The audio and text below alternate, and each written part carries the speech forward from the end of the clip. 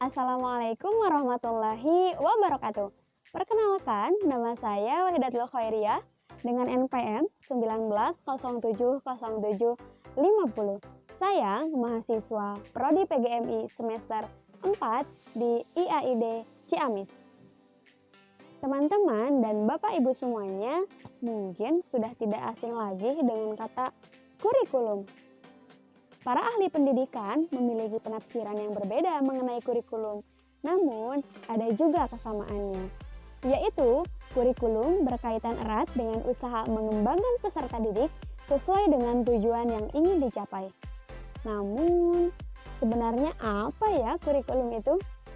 Di sini, saya mengambil pengertian dari Taba pada tahun 1962.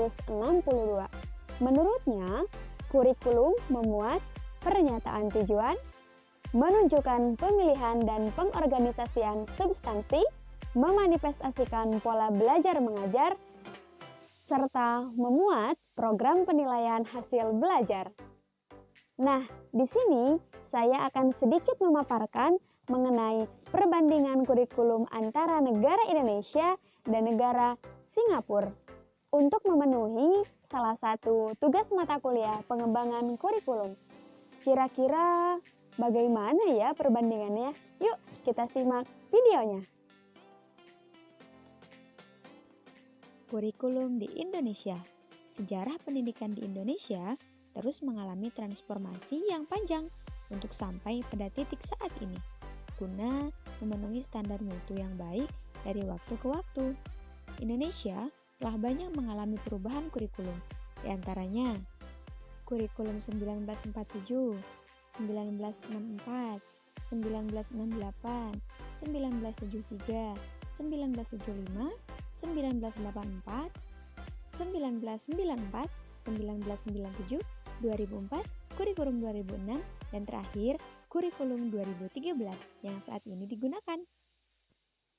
Kurikulum 2013 atau yang sering kita sebut Kurtilas yaitu kurikulum yang berbasis kompetensi yang mencakup kompetensi sikap, pengetahuan, dan keterampilan secara terpadu. Nah, pendidikan Proma di Indonesia tingkat sekolah dasar diterapkan 6 tahun wajib belajar. Menggunakan pembelajaran tematik yang mengaitkan beberapa pembelajaran dalam satu temanya. Mata pelajarannya terbagi menjadi 2 kelompok. Mata pelajaran kelompok A yaitu mata pelajaran yang muatan acuannya dikembangkan oleh pusat. Contohnya, pendidikan agama dan budi pekerti, PPKN, bahasa Indonesia, matematika, IPA, dan IPS. Mata pelajaran kelompok B yaitu mata pelajaran yang muatan dan acuannya dikembangkan oleh pusat dan dapat dilengkapi dengan muatan atau konten lokal yang dapat memuat bahasa daerah. Contohnya, seni budaya dan prakarya, dan pendidikan jasmani, olahraga, dan kesehatan. Oke, untuk sekarang kita akan beralih ke kurikulum negara Singapura. Kurikulum di Singapura memiliki tujuan memberikan berbagai macam pengalaman belajar yang akan membantu setiap anak menemukan bakat dan minatnya. Mengenai pendidikan sekolah dasar, Singapura menerapkan 6 tahun wajib belajar pada setiap anak. Ujian akhir sekolah dasar atau di sana disebut Primary School Leaving Examination dilaksanakan pada akhir tahun ke-6. Kurikulum yang diterapkan dari Kementerian Pendidikan berfokus pada 3 aspek utama. Yang pertama, mata pelajaran disiplin ilmu yang terdiri dari mata pelajaran bahasa humaniora dan seni dan matematika serta sains. Yang kedua, keterampilan pengetahuan yang berfokus pada pengembangan keterampilan berpikir dan komunikasi anak.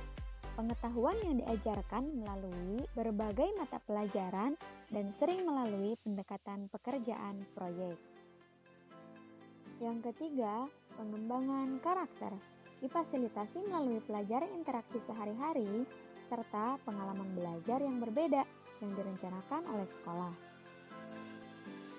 Dalam segi pembelajaran, 4 tahun tingkat dasar diwajibkan untuk mengikuti kurikulum dasar yang menekankan fokus terhadap bahasa Inggris, bahasa ibu, dan matematika. Pelajaran IPA dikenalkan kepada siswa kelas 3.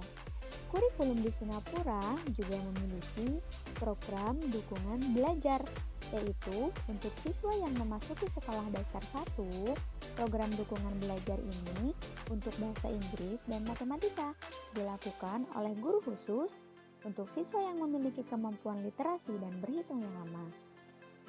Nah, untuk yang selanjutnya, program pendidikan berbakat. Program ini untuk melayani siswa yang memiliki kecerdasan intelektual. Nantinya, siswa ini akan melakukan latihan penyaringan sebagai bagian dari latihan identifikasi 2 tahap ketika mereka berada di sekolah dasar 3. Nah, siswa ini akan ditempatkan di sekolah dasar 4 ataupun 6 secara acak dengan guru yang sudah dipilih oleh Kementerian Pendidikan. Oke, untuk video kali ini cukup sekian ya. Semoga bermanfaat dan mohon maaf apabila banyak kekurangan dan kesalahan. Terima kasih semuanya. Wassalamualaikum warahmatullahi wabarakatuh. Jangan lupa subscribe.